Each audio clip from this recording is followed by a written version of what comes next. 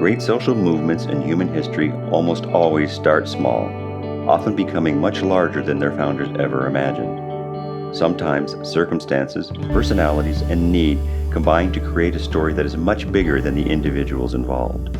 That's exactly what happened on the East End of London in the middle of the 19th century. William and Catherine Booth entered into the world of social and spiritual service because they saw people being destroyed by poverty, disease, and violence. The Booths knew that they had to help. To the streets of East London, they brought the life-giving message of Jesus Christ, along with food, shelter, and a belief in basic human dignity. In 1865, the Salvation Army was born. As of 2015, the Army is active in 126 countries around the globe and employs over 125,000 people. These employees serve humanity in over 15,000 worship and service centers, providing temporary and long-term assistance to over 30 million people each year. The Salvation Army also provides disaster relief assistance to thousands around the globe. The Army is on-site in the aftermath of flooding, earthquakes, terrorist attacks, and other tragedies to provide material assistance as well as emotional and spiritual support to victims and first responders.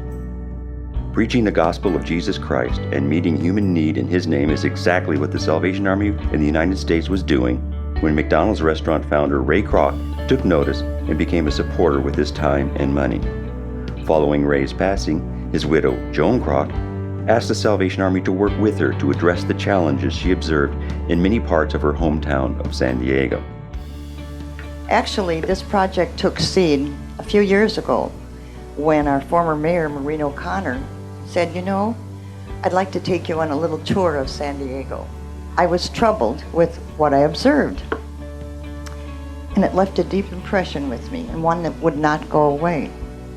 It also left me with a persistent desire to try to do something to make life a little happier for the families, particularly the children, as I realized that they desperately needed a safe gathering place, a place with facilities and trained professionals to nurture their social skills, arts appreciation, and athletic potential.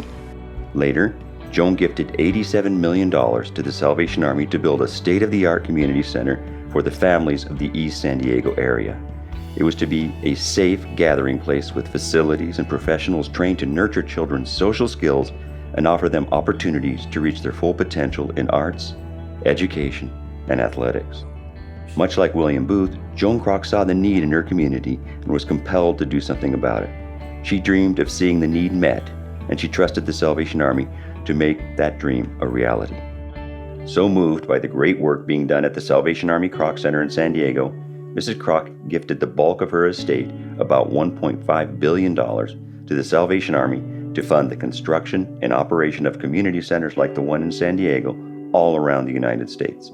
At the time, this was the largest single gift to a charity in our nation's history. My grandma said a lot about the Salvation Army. She trusted them wholeheartedly, especially after she saw what they did with this beautiful center. And that is the reason she decided to donate most of her fortune to the Salvation Army so children around the country could have the same opportunity as here in San Diego.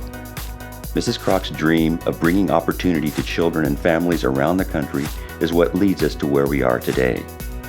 Many cities submitted proposals for a Kroc Center grant, and 26 ultimately were awarded.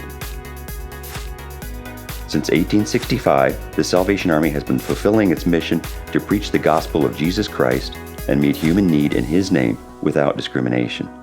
Nearly 150 years after its founding, Joan Kroc provided the Salvation Army with the opportunity to do so in entirely new and different ways.